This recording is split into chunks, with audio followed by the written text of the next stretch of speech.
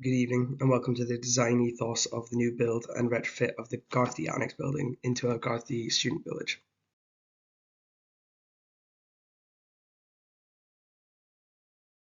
We shall for starts introduce you to what the Garthy Annex building is. It is located south of Garthy Road in Aberdeen. It's a 3-floor building. It was built in the late 1950s. It used to be part of the RGU campus. Sorry, apologies. It's still part of the RGU campus. However, they have moved elsewhere to the new campus. We propose on building a student city in the centre courtyard, as you can see in the slide in front of you. There are two primary objectives we set out for this project, one being for the interior and one being for the exterior. For the exterior, we set on using timber cladding, preferably horizontal, as it gives a nice contemporary design to the build. For the interior, we want to focus on having a nice communal open space in the centre, as you can see from the drawings shown.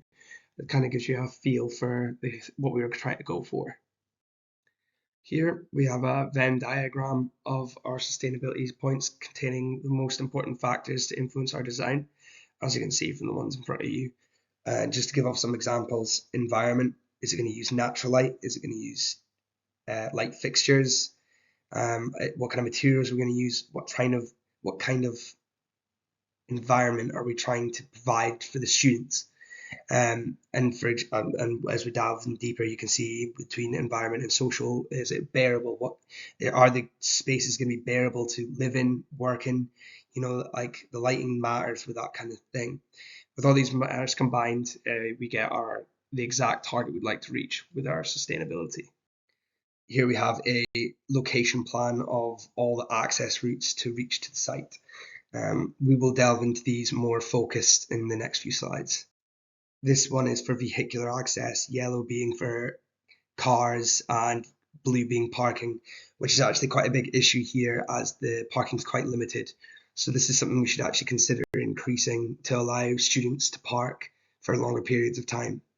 And lastly, pedestrian access, as you can see by the green lines, all of them are sort of in a cone from the north, either coming from Garthy Road or the east or west. The north, like I said, is actually from Garthy Road, whereas the east is from the business school, which is also part of the campus, and from the west is Grey School of Art. So these tend to all be students. The public sometimes does walk through here, but it's not very common.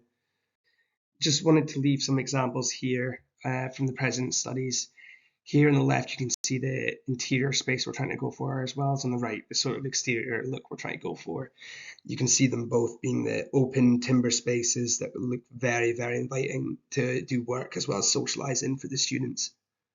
So here we have the projected design that we've thought through. We wanted to try and primarily use each floor for different activities. So as you can see in front of you, the basement we're trying to use for living space. So that would be retail space for shopping, basic needs, as well as accommodation. In the middle floor would be the communal space, so maybe a cafe, plenty of IT suites, maybe a gym, and there's plenty of study space for the students to work in. And the top floor being for social space, so a restaurant, we've kind of thought of a street food idea, as well as a bar and a social space for students to kind of relax at the end of their days or maybe have a nice weekend. Here we're beginning to break the floors down to get a closer look in how they're going to be laid out.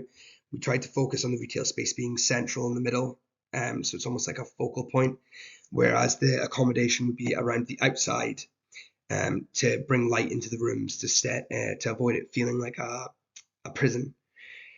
The short-term stay is a modular design, so they don't need windows.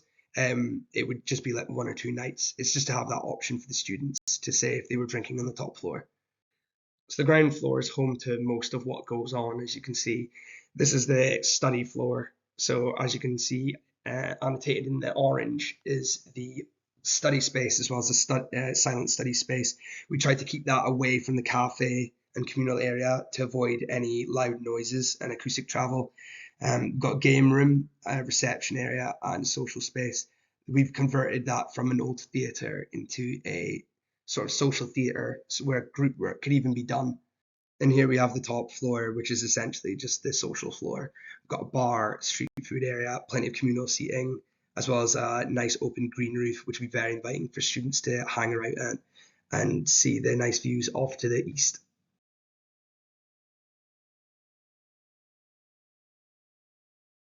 And to close this off, I thought we should add in some visualizations here to show what the areas would look like once it's completed. The top right being the bar area on the top floor, and the bottom right image being the communal area on the ground floor. As you can see from the top left and bottom left images, what the building would look like once construction is completed.